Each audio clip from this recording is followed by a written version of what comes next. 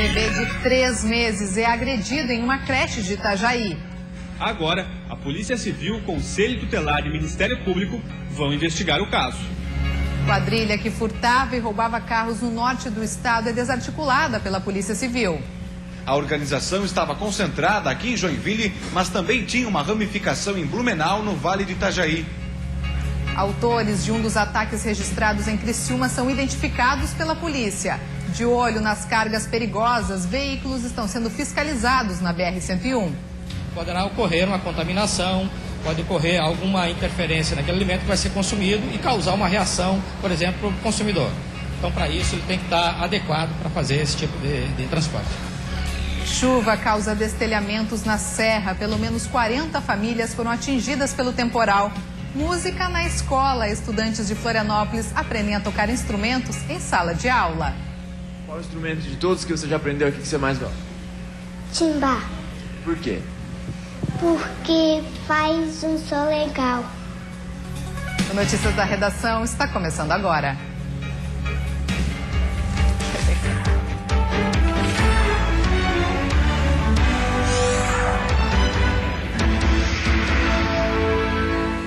Olá, boa tarde. A Polícia Civil desmantelou uma quadrilha de furto e roubo de veículos em Joinville, no norte do estado. A operação foi comandada pela Diretoria Estadual de Investigações Criminais, a DEIC, de Florianópolis.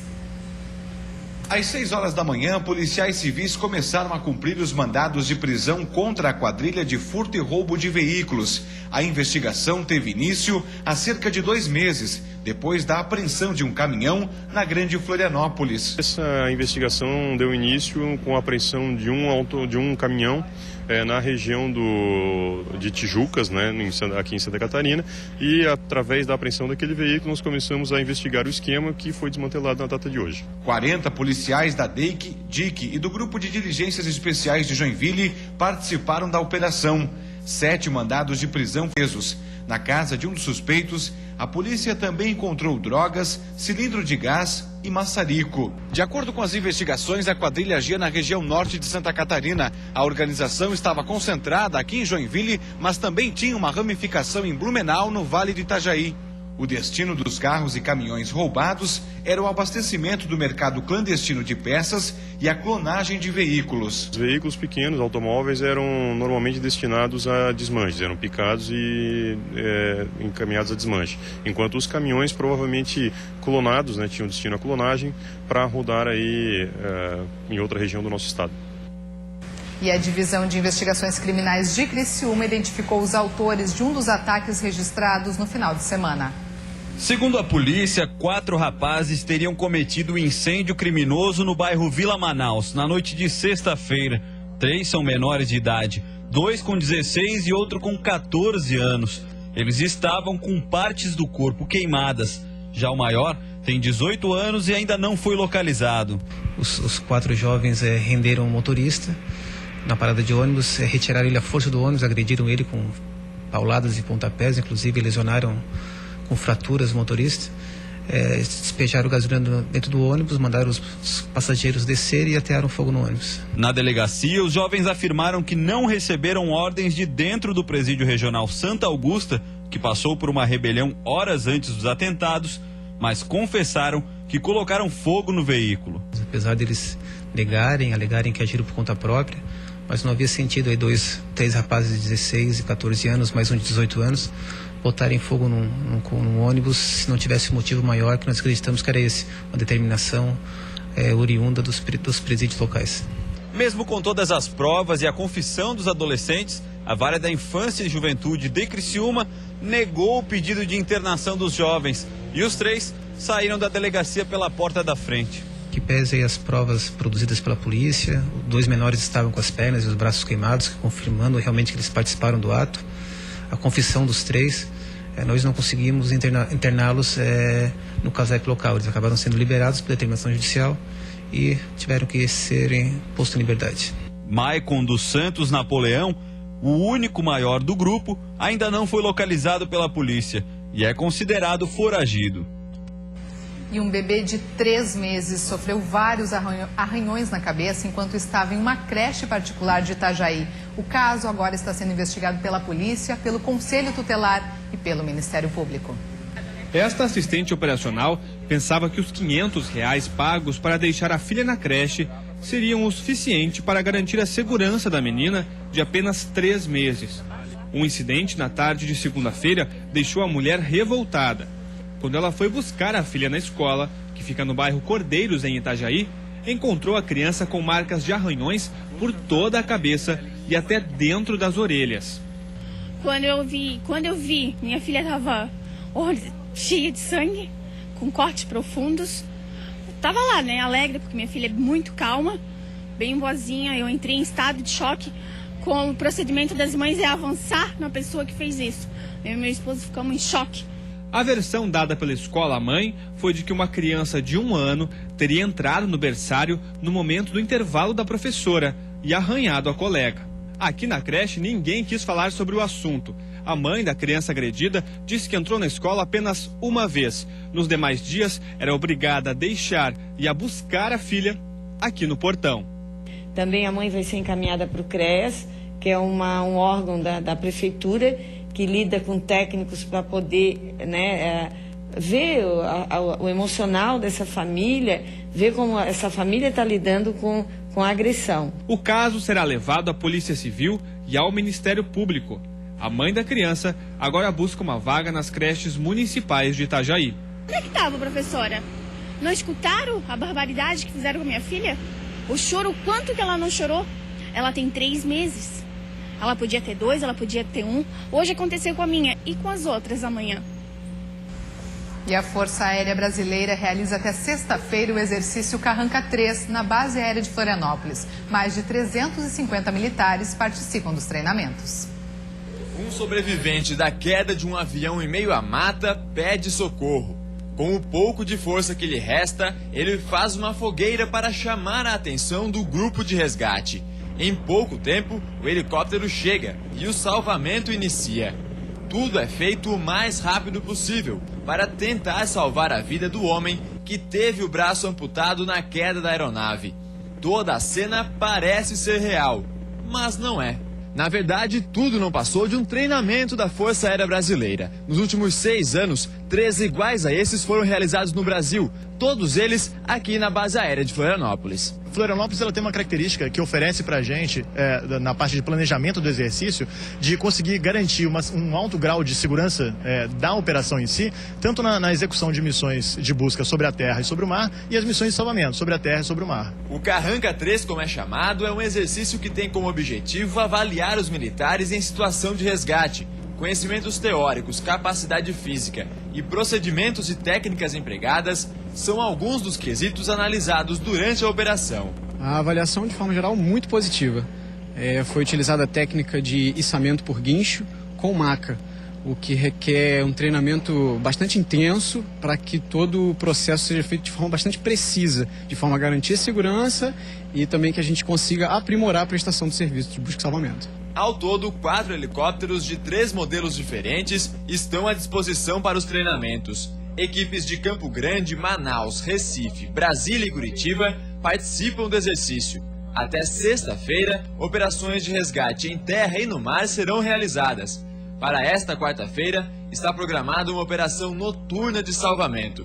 Toda a ação é coordenada pelo Departamento de Controle do Espaço Aéreo da FAB. O grande objetivo da Operação Carranca 3 é que nós possamos treinar para salvar cada vez mais vidas, ou seja, aumentando a eficiência da prestação do serviço de busca e salvamento aeronáutico dentro da região de busca e salvamento sob a responsabilidade do Estado brasileiro. E você vai ver a seguir, veículos com cargas perigosas estão sendo fiscalizados na BR-101. Poderá ocorrer uma contaminação, pode ocorrer alguma interferência naquele alimento que vai ser consumido e causar uma reação, por exemplo, para o consumidor. Então, para isso, ele tem que estar adequado para fazer esse tipo de transporte. E ainda, diretor de trânsito de Jaraguá do Sul é detido acusado de dirigir embriagado. Os detalhes no próximo bloco.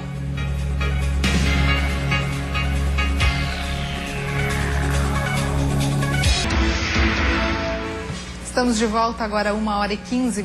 Vamos dar uma olhadinha como está o trânsito na capital neste momento. Nas pontes que fazem a ligação ilha-continente, trânsito fluindo com tranquilidade nos dois sentidos. Já na via expressa BR-282, trânsito bastante intenso para quem se dirige às pontes e também para quem segue em direção à BR-101. Neste momento, 25 graus em Florianópolis. E desde o início da manhã, integrantes da ocupação Amarildo de Souza estão bloqueando a SC-401 em Florianópolis. Os integrantes do acampamento Amarildo de Souza reivindicam uma ação favorável à ocupação por parte do governo do estado. Um termo de reintegração de posse já foi expedido pela Justiça. As famílias têm ordem de deixar o terreno até o dia 15 deste mês. A gente está protestando aqui para que nos dê uma resposta. O governador ele não quer deixar a gente ficar aqui. É dele que a gente depende. Então a gente está querendo que ele dê essa ordem contra o despejo. A gente não quer ser despejado daqui. Por isso que a gente está reivindicando aqui. O bloqueio da SC-401 gerou filas e irritou os motoristas. De acordo com os ocupantes do terreno, novas interdições devem acontecer, até que o governo do estado se manifeste sobre o caso. E em Campos Novos, um carro pegou fogo enquanto trafegava pela BR-470. A má conservação da estrada pode ter causado o acidente. Segundo o motorista, as chamas começaram após ele passar pelos vários buracos existentes na rodovia. Com a trepidação, o veículo começou a pegar fogo. O condutor teria parado o carro assim que percebeu as chamas, mas o fogo se espalhou rapidamente. A Polícia Rodoviária Federal atendeu a ocorrência e orienta cautela aos motoristas que transitam pelo trecho. E o diretor de Trânsito e Transportes de Jaraguá do Sul, Rogério Luiz Kumelin, foi preso na noite de ontem por embriaguez ao volante. O ex-comandante da Polícia Militar foi abordado em uma ronda no bairro Jaraguá Esquerdo. Durante a fiscalização dos documentos, os policiais constataram que ele estava dirigindo sob o efeito de álcool. Segundo o boletim de ocorrência, Kumelin se recusou a fazer o teste do bafômetro, recebeu voz de prisão e foi encaminhado à delegacia. O diretor de trânsito foi liberado em seguida após pagar fiança de 5 salários mínimos. Em contato por telefone com a nossa equipe, Rogério Kumelin informou que não havia bebido e se recusou a fazer o bafômetro por conhecer e não confiar nos policiais que fizeram a abordagem. Segundo o diretor, estão tentando derrubá-lo do cargo por divergências entre ele e a Polícia Militar no passado. E o excesso de velocidade tem sido uma das imprudências mais registradas no novo acesso a Chapecó, através da BR-480. Com a melhoria do asfalto e ampliação da pista, os motoristas têm abusado do excesso de velocidade. Somente ontem, no período de 1 hora, 56 veículos foram flagrados trafegando acima do limite permitido, que é de 80 km por hora. É o caso deste veículo, que chegou a 137 km. O último acidente com morte registrado neste trecho da rodovia foi em janeiro do ano passado. O medo da polícia é de que, com a melhoria da rodovia, os motoristas voltem a abusar da velocidade. Principalmente nos trechos aí que o fluxo está na pista principal, já tem a sinalização de 80 km por hora, velocidade máxima permitida nesse local. Então, a partir desse momento, a gente já vai trabalhar diariamente com um radar portátil para fins de fiscalização da velocidade excessiva desenvolvido por alguns condutores. Junto à conclusão das obras, a Polícia Rodoviária Federal realiza um estudo para a instalação de radares na rodovia. A ideia é a instalação, justamente a gestão nesse sentido, a fim de que sejam instalados radares fixos permanentes aí no local. E mais de 20 caminhões foram autuados nesta manhã na BR-101 em Biguaçu. Os veículos foram flagrados fazendo transporte inadequado de produtos perigosos. Os fiscais conferiram placas de sinalização, equipamentos de proteção individual, além de notas fiscais e alvarás. A operação no posto da Polícia Rodoviária Federal de Biguaçu, na Grande Florianópolis, é coordenada pela Defesa Civil do Estado em parceria com outros 17 órgãos. A intenção é evitar o transporte inadequado de produtos. Apenas em uma manhã, mais de 20 veículos foram autuados. Sempre falta alguma coisa, as lanternas não funcionam, as placas estão em desacordo com as leis. Sempre uma irregularidade a gente sempre estamos encontrando. Até o final do ano, 33 fiscalizações como essa devem acontecer. Na última, realizada na semana passada, um caminhão usado para o transporte de produtos químicos foi flagrado carregando matéria-prima para a produção de alimentos. Este caminhão seguia de Palhoça para Joinville, carregado com frangos congelados e foi lacrado por estar com alvará atrasado. Este outro que ia para Blumenau foi interditado pois não tinha licença sanitária. Situação comum, mas que coloca em risco a saúde do consumidor. Poderá ocorrer uma contaminação, pode ocorrer alguma interferência naquele alimento que vai ser consumido e causar uma reação, por exemplo, para o consumidor. Então, para isso, ele tem que estar adequado para fazer esse tipo de transporte. Como o movimento nas rodovias é intenso, nem todos os caminhões são abordados durante a operação.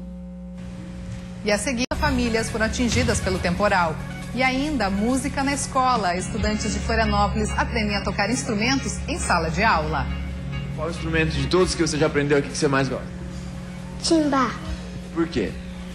Porque faz um som legal. Nós voltamos em 1 minuto.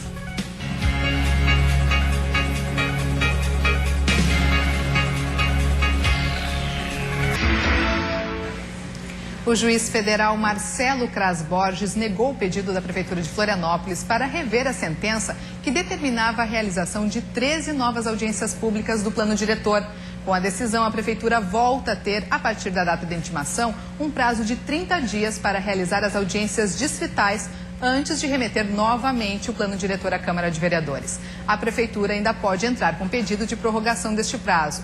Mas caso a decisão não seja cumprida, o município terá de pagar multa de 10 milhões de reais. E ontem, uma forte chuva atingiu boa parte de Santa Catarina, causando estragos em algumas regiões. Em Lages, várias casas ficaram destelhadas. Hoje pela manhã, a Defesa Civil começou a fazer o levantamento dos prejuízos. O bairro mais atingido fica na parte alta da cidade. Aproximadamente 40 famílias tiveram suas casas destelhadas por conta do forte vento que ocorreu na região nesta madrugada. A de Dona Maria foi uma delas. A residência ficou quase toda descoberta. Móveis, eletrodomésticos e colchões molharam por conta da chuva. É um vento bem forte, bem forte que ia levantando as coisas para cima. Pela manhã, a Defesa Civil percorreu o bairro fazendo um levantamento. Algumas casas, como esta aqui, tiveram até a estrutura comprometida pelo temporal. Não tivemos registro de vítimas, de problemas com pessoas, de vidas humanas, e sim de patrimônios, de residências que foram atingidas. Então o problema é perda de material. Ainda pela manhã, telhas já começaram a ser entregues às famílias. Com previsão de mais chuva, a Defesa Civil continua em alerta. E para esta quarta-feira a previsão é de mais temporais no estado. Confira no mapa. Na Serra, muita nebulosidade, mas o sol aparece em alguns momentos. Temperatura não passa dos 24 graus. Na região norte pode chover forte durante a tarde e a temperatura chega aos 30 graus. No oeste o sol aparece, mas em meio a muitas nuvens, máxima de 27. No Vale do Itajaí, instabilidade e chance de chuva forte. Termômetros chegam aos 30 graus. No sul, muitas nuvens e sol em alguns períodos, máxima de 30. Assim como na Grande Florianópolis, onde a temperatura também chega aos 30 graus, mas com predomínio das nuvens e chance de chuva. Disciplinas como português, matemática e ciências fazem parte da rotina de qualquer aluno. Mas nos colégios municipais de Florianópolis, aulas de arte também fazem parte do currículo escolar e dão um tom descontraído ao aprendizado. O som pode não ser tão bom quanto o de uma sinfonia. Mas aqui o importante é o conhecimento. Basta ver pela alegria das crianças ao tocarem um novo instrumento e, principalmente, ouvirem o som que ele faz. Desde a primeira aula já é uma euforia. Tem que ter um pouco assim de controle para você conseguir dar uma aula assim de qualidade, porque logo eles ficam muito agitados, querem tocar todos os instrumentos. Então tem que ter várias estratégias para você acalmar e conseguir fazer uma aula um pouco de disciplina também. As aulas de música entraram na grade curricular das escolas municipais de Florianópolis no fim da década de 90. Porém, somente nos últimos anos, a iniciativa ganhou força e pôde propiciar o acesso à cultura aos alunos de escolas como essa, no Rio Vermelho. Há 3 anos, os alunos têm contato com a música dentro da escola. No início desse ano, as coisas ficaram ainda melhores, já que eles ganharam uma sala especialmente preparada para as aulas de música. Aqui, até as paredes são decoradas com os instrumentos que eles aprendem a tocar. E cada um tem uma preferência na hora de escolher o que mais gosta. Qual instrumento de todos que você já aprendeu aqui que você mais gosta? Timbá. Por quê? Porque faz um som legal. O ovinho? Por que você gosta mais do ovinho? Porque o ovinho, ele solta um som mais suave. Qual que é o instrumento que tu mais gosta de tocar? Gosto do pau de chuva. Por quê? Porque ele faz som de chuva. Ganzá. Por quê? Porque é legal de fazer assim. Através das aulas, os pequenos têm acesso a instrumentos que antes nem tinham ouvido falar. E daqui pra frente, caso queiram, podem se dedicar à música e melhorar pelo menos um pouquinho o desempenho apresentado em sala de aula. O objetivo não é formar músicos, né? Que eles tenham acesso ao repertório musical variado, que eles possam conhecer os instrumentos, manipular, desenvolver habilidades motoras, musicais e no sentido mais de musicalização. E assim a gente encerra o Notícias da Redação de hoje. Uma ótima tarde para você e até amanhã.